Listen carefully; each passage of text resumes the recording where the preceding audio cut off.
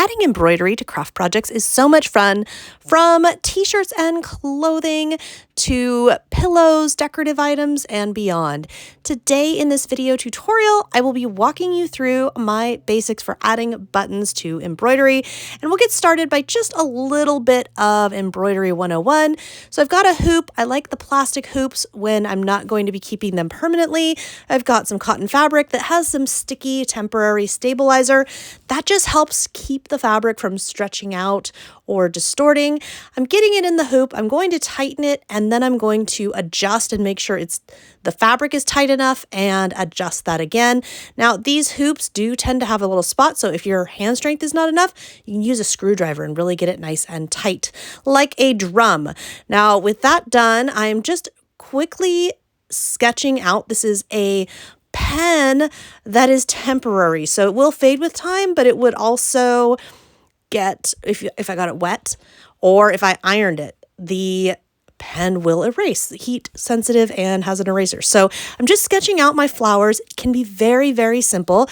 And I'm going to do the embroidery part before I do the buttons. I just find this to work very well. Now, it can be intimidating at first when you think about embroidery, but remember, needle and thread, you can just do running stitches, you can do back stitches.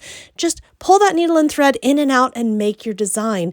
Don't think too hard about all the fancy stitch possibilities. Start nice and simply. And this is very much a simple project. As you can see, what I'm doing right there is if your thread starts to look twisted, just flip it over and just kind of make sure that the thread is not all twisted up.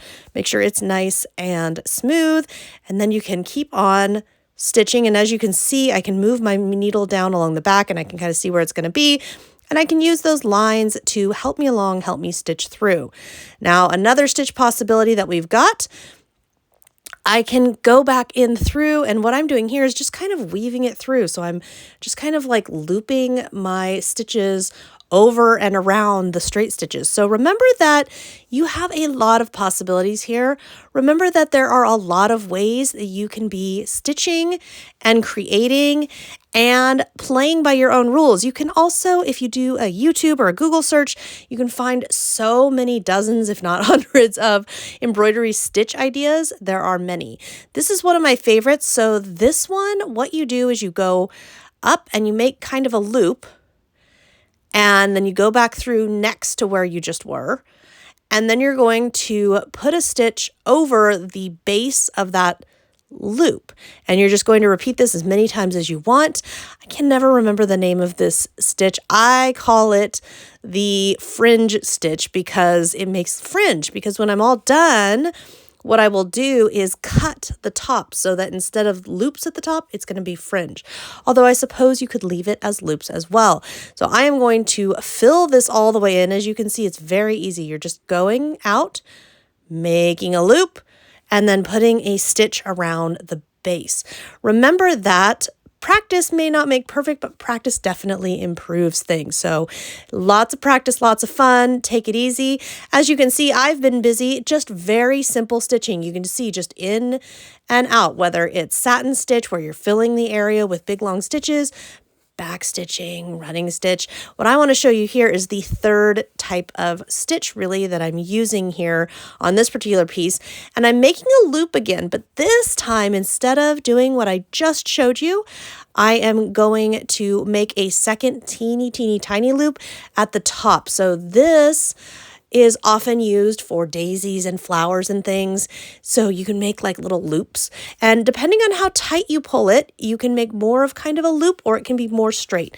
Personal preference and all kinds of creativity is welcome always. So those are the stitches I've used here, and I put in a couple of hours. This did take a while. Not too bad, but I was just sitting and watching a movie with my family and stitching this up. And that's one of the fun things about adding embroidery to different things is that you can absolutely go ahead and do this on the go, whether maybe you're waiting at a sports event for somebody, whatever it might be. That's very portable. The part that I don't tend to do on the go is the buttons part, and here we are.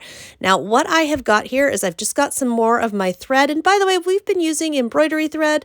I like it because I have several strands, so it's thicker. I get more bang for my buck, so to speak. I get more thickness and more color out of fewer stitches, which I am all about. And Dress It Up has a lot of different buttons. Primarily for my embroidery, you'll see me use the sew through buttons, which is what I'm doing here. And it's not going to be any different than sewing on anything else. What I really just do is at the very start of the project, if I'm thinking I want buttons, I try to plan out what buttons and where would I envision buttons being within this project. Here I said I hate flower centers. I hate making them and stitching them and doing all the work for that. So for this one, I know I'm going to put a sew through button in the flower center. I also know I want to use little hearts. I love hearts and flowers. So I'm going to use some tiny little micro heart buttons and create little flowers, little flower buds out of them. Because why not? Remember, not everything has to be very literal. Not everything has to be exact. Another option that you have, and as you can see, for sew through buttons could not be easier. Just put your needle through, pull it through, and onto the back. Now, if you wanted to have some fringe, so to speak, on the front, could you do the opposite and tie each one individually on the front? You can. If you do this, depending on the project, you may want to add some permanent adhesive to ensure that everything stays put and that the knot does not become untied over time.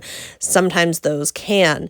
Now, you can add as many or as few buttons. I like really little buttons, and as I said before, I like the sew-on buttons. The shank buttons are a lot of fun too, but remember that because of the shank, they will always be more elevated.